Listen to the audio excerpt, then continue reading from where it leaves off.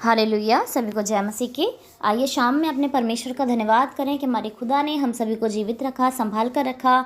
सुबह से लेकर परमेश्वर ने अब तक हमारी हर कार्य में सहायता की, मदद की। हम बाहर गए, प्रभु ने हमें संभाला, हम भीतर आए, परमेश्वर ने हमारी सुरक्षा की कि हम उसके नाम को धन्य कह सकें, उसकी महिमा कर सकें। उसका नाम हमेशा हमारे जीवनों में आदर महिमा पाता रहे। ऐसा परमेश्वर हमारा महान है कि हम उसकी प्रशंसा अपने जीवन भर प्रति एक दिन से करते रहें, प्रति एक समय से करते रहें। ऐसा परमेश्वर हमारा महान है। उसकी करुणा हमारे जीवनों में बहुत आयत से होती रहे।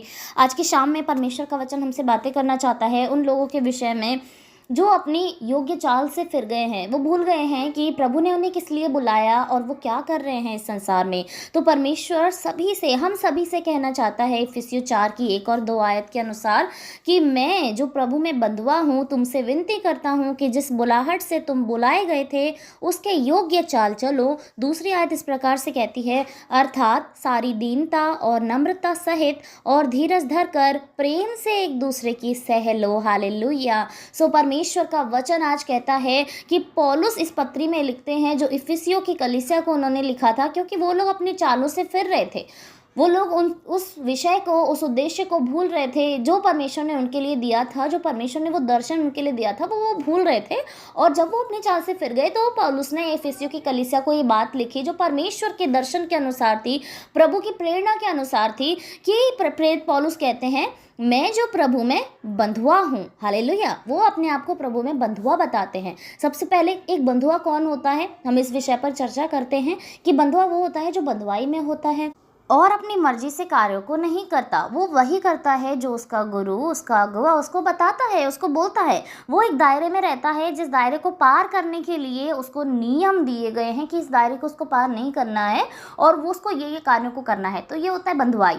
बंधुआई 2 तरीके की होती है, एक नेगेटिव होती है और एक पॉजिटिव होती है। तो पॉजिटिव के विषय में जो परमेश्वर का वचन कहता है, जो पौलुस ने कहा है कि मैं प्रभु में बंधुआ हूँ, हमें परमेश्वर में बंधुआ होना है। जो नेगेटिव होती है वो मनुष्यों के बंधुआई में होती है, परंतु जो पॉजिटिव है, जो हमारे लिए भली है, हमारे लिए अच्छी है, वो है कि हम प्रभु के बंधुआ हैं, हम प्रभु के बंधुआ बने। तो पौलुस कहते हैं कि मैं प्रभु में बंधुआ हूँ, यानी कि मैं उन सारी चीज़ों, उन सारी अभिलाषाओं से दूर हूँ जो इस संसार की हैं, जो मुझे बुरी चीज़ों में फंसाएंगी। जब उन्हें पता है ये घेरा मेरे लिए सुरक्षित है, इस घेरे से बाहर मेरे लिए मृत्यु है, तो निश्चय वो उसी घेरे में रहना चाहते हैं। उनको वो बंधुआई पसंद है क्योंकि वो जीवन देती है। तो वैसे जब हम प्रभु में बंधुआ हैं तो वैसे ही पौलुस भी प्रभु में बंधुआ है। और वो कहते हैं, मैं तुमसे विनती करता हूँ कि जिस बुलाहट से तुम बुलाए गए थे उसके योग्य चाल चलो। हालेलुया। जब उन्होंने देखा कि लोग उस योग्य चाल नहीं चल रहे हैं जिसके लिए वो बुलाए गए हैं, जिसके लिए परमेश्वर उनको चुना है, जिसके लिए उनको दर्शन दिया गया है, और जिस चीज़ के विषय में उन्होंने खुद अपने कानों से सुना, अपनी आंखों से देखा है, तो उससे अब वो जब समय बीत गया है तो वो सब लोग फिर रहे हैं, उस चाल से फिर रहे हैं लोग। तो पौलुस कह रहे हैं उसके योग्य चाल चलो, क्योंकि जिस बुलाहट से तुम बुलाए गए हो तो निश्चय तुम्हें उसके योग्य ही चाल चलनी है।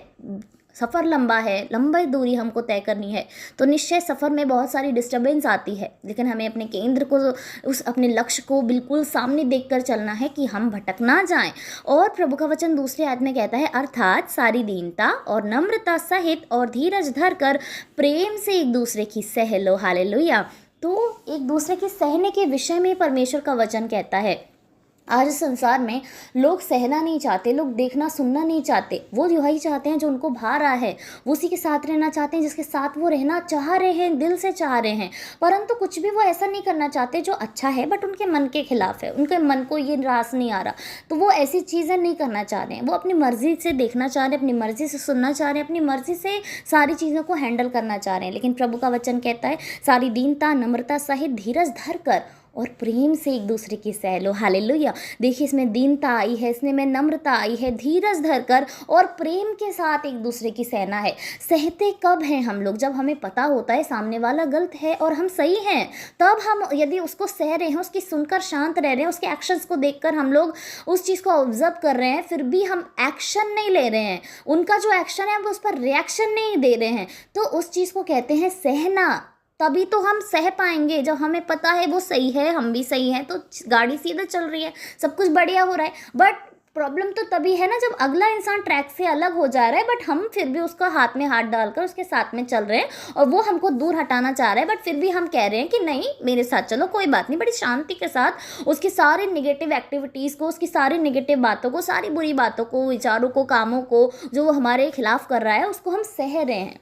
उसका रिएक्शन हम नहीं दिखा रहे हैं, उसके जो बुरे एक्शन हमारे लिए उसका रिएक्शन हम नहीं दिखा रहे हैं, तब कहेंगे हाँ कि हम एक दूसरे की सह रहे हैं। पर ऐसे नहीं होता कि किसी ने गलत कहा तो उसके बजाय में मैंने उसको गलत कह दिया, मैंने उसका साथ छोड़ दिया। इसको सहना नहीं कहते। सहना तब होगा जब उसकी गलत चीज़ों को सुनते देखते हुए भी जब हम नम्रता के साथ उसके साथ भलाई ही करेंगे, तो निश्चय वो हमारा खुदा स्वर्ग में है, वो देख रहा है, वो परमेश्वर हमारी ओर से काम करेगा। लेकिन हमको क्या करना है? प्रभु के वचन के अनुसार कि दीनता, नम्रता और धीरज धरकर और प्रेम के साथ एक दूसरे की सहना है। तब भी उसका जो क्रोध, उसका जो ईर्ष्या, जलन हमारे खिलाफ आ रही है, तब भी हमें प्रेम रखना है, तब भी हमें धीरज रखना है, दीनता दिखानी है, नम्रता दिखानी है। तब हमारा परमेश्वर का वचन हमारे जीवनों से पूरा होगा। तो इफिसियों की कलीसिया ने ऐसा करना छोड़ दिया था। उन्होंने जब एक दूसरे पर क्रोध करने लगे, लोग अपनी चाल से फिरने लगे, एक दूसरे की पूछते नहीं थे, आदर चला गया था। इसीलिए प्रेरित पौलुस ने प्रभु के दर्शन को लेकर उनको प्रेरित जब प्रभु ने किया, तो पौलुस ने इस बात को लिखा कि तुमको एक दूसरे की सहना है, बड़ी धीरजता के साथ, नम्रता के साथ, प्रेम के साथ। तो आज जब प्रभु हमारे बीच में है, उसका वचन हमारे बीच में है, तो निश्चय परमेश्वर हमसे कह रहा है कि एक दूसरे की सह लो। जिसके खिलाफ हमारे मन में बातें उठ रही हैं, चाहे उसने हमारे साथ गलत किया हो, कुछ भी उसने हमारा किया हो, चाहे हमारी इंसल्ट की हो, हमारी बहुत सारी हानि करी हो उसने, चाहे पैसे की हो, शरीर की हो, बहुत सारी बातें होती हैं हमारे जीवनों में, और निश्चय ये करना बहुत असंभव सा दिखता है। लेकिन फिर भी हम अपने परमेश्वर के वचन के अनुसार ऐसा करने की चौकसी करें, क्योंकि प्रभु का वचन कहता है कि उसकी व्यवस्था पर हमें चित्त लगाना है और इस पर दिन रात चौकसी करनी है कि हमारे परमेश्वर का वचन हमारे से पूरा हो। तो निश्चय हम ये भलाई करने की कोशिश अपने जीवन से कर सकते हैं कि हमारे प्रभु का वचन हमारे जीवनों से पूरा हो और वो हमारे जीवन से आदर, महिमा, जलाल पाए। जब हम अपने परमेश्वर के लिए किसी के सामने झुकेंगे तो हमारा परमेश्वर निश्चय हमें झुका नहीं रहने देगा, वो हमें कहीं अधिक उठाकर खड़ा करने वाला प्रभु है। तो हमारे परमेश्वर का नाम हमारे जीवनों से ऊंचा हो, आदर पाए, जलाल पाए। वो परमेश्वर महान है, उसकी करुणा हमारे जीवनों में निरंतर बनी रहती है। उसका वचन कहता है मेरा अनुग्रह ही तेरे लिए काफ़ी है। तो निश्चय उस अनुग्रह के साथ, हम प्रभु के अनुग्रह, प्रेम, दया के साथ हम चलेंगे तो हमारे लिए सारी बातें मिलकर संभव हो जाएंगी और सब कुछ मिलकर हमारे लिए भलाई को उत्पन्न करेगा। वो हमारा परमेश्वर जो खुदा, जो स्वर्ग में है, जो राजा है, अधिकारी है, सब चीज़ों का अधिकार उसके पास है। जब वो हमारे सामने आकर झुक गया तो हम कहाँ के कौन सी बड़ी हस्तियाँ हैं जो मनुष्य के सामने नहीं झुक सकती। कि हमारे प्रभु का वचन हमारे जीवनों से पूरा हो। वो राजा होकर हम पापियों के सामने झुक गया। प्यारो, वो हमारा प्रभु कितना महान है। तो निश्चय हम तो मनुष्य ही हैं, हम तो पापी मनुष्य हैं। तो यद्यपि हमारे अंदर क्या गौरव, हमारी क्या गरिमा, हमारी क्या प्रतिष्ठा, उस खुदा के सामने तो हम कुछ नहीं है। वो प्रभु हमारे जीवनों से ऊंचा किया जाए, उसका वचन हमारे जीवनों से पूरा किया जाए, क्योंकि वो महान है, वो सर्वशक्तिमान है, वो अत्यधिक प्रेमी प्रभु है, वो दया का सागर है, वो नम्र खुदा है, वो प्रेम करने वाला प्रभु है। आइए अपने आप को प्रभु को समर्पित करें, उस खुदा को धन्य कहें। धन्यवाद राजा, धन्यवाद पिता, धन्यवाद हमारे जीवनों के अधिकारी, हमारे स्वामी, हमारे अब्बा खुदा, हमारे अब्बा पिता। धन्य हैं आप प्रभु यीशु मसीह। आपका वचन कहता है प्रभु यीशु मसीह कि जब हम दुखी होते हैं तब हमसे अधिक आप दुखी होते हैं पिता। जब हम रोते हैं हमारे साथ आप रोते हैं मेरे परमेश्वर, क्योंकि आप धन्य हैं प्रभु। आप दीनता दिखाने वाले प्रभु हैं, आप नम्रता वाले प्रभु हैं खुदा, प्रेम करने वाले प्रभु हैं परमेश्वर। आपकी महिमा बड़ी है प्रभु, आपके नाम को सराहते हैं खुदावन। आप जीवित प्रभु हैं खुदा, आपकी बड़ाई हो प्रभु, आपकी महिमा, आदर हमारे जीवनों से होने पाए मेरे परमेश्वर। धन्य कहते हैं प्रभु आपके कामों को, धन्य कहते हैं आपके वचन को प्रभु जो आज हमारे जीवनों में बोया गया है खुदा। निश्चय प्रभु वो भलाई, नम्रता, दीनता, प्रेम हमारे अंदर रहे प्रभु, कि हम एक दूसरे की सहने वाले हो सकें प्रभु। हमारे जीवन से विरोध ना हो, हमारे जीवन से कड़ी बातें ना निकले प्रभु, हमारे जीवन से क्रोध ना हो प्रभु, ईर्ष्या, जलन ना हो प्रभु यीशु मसीह, बदला लेने की भावना ना हो मेरे परमेश्वर, दोष लगाने की भावना ना हो प्रभु। शैतान के जो कार्य हैं प्रभु, जो चाहता है कि हमसे हो प्रभु, हमारे जीवनों में ना होने पाए पिता।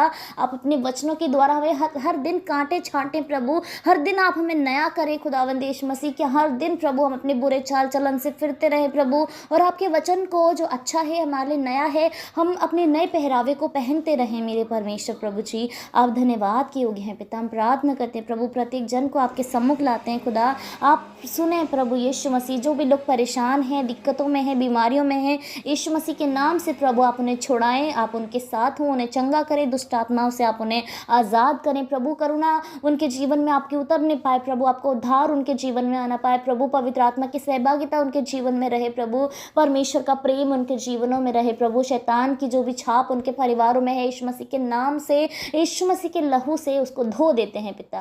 आप प्रत्येक जन के साथ हो प्रभु, एक एक नाम लेकर प्रभु आपने प्रत्येक जन को बुलाया है प्रभु। ये आपके ही हैं मेरे प्रभु जी, आप इनको समेट कर रखें प्रभु, इनसे प्रेम दिखाएं प्रभु, इनसे प्रेम करें खुदा। प्रत्येक जन के साथ हो प्रभु कि आपको धन्य कह सकें, ये आपकी महिमा कर सकें, आपको धन्यवाद दे सकें प्रभु। Thank you Jesus, thank you Holy Spirit Jesus. धन्यवाद आज की शाम के लिए, धन्यवाद आज के वचन के लिए प्रभु। आज की रात में सभी को प्रभु जी आप अच्छा भोजन दें प्रभु, आप उनको अच्छी नींद से तृप्त करें प्रभु, अच्छे दर्शनों से भरें। शैतान की कोई योजना सपनों के द्वारा पूरी ना हो सके, वो उन्हें डरा ना सके प्रभु, आप इनके साथ हों। रक्षा हिफाजत करें नए सवेरे के साथ, सभी लोग आपको धन्यवाद दे सकें।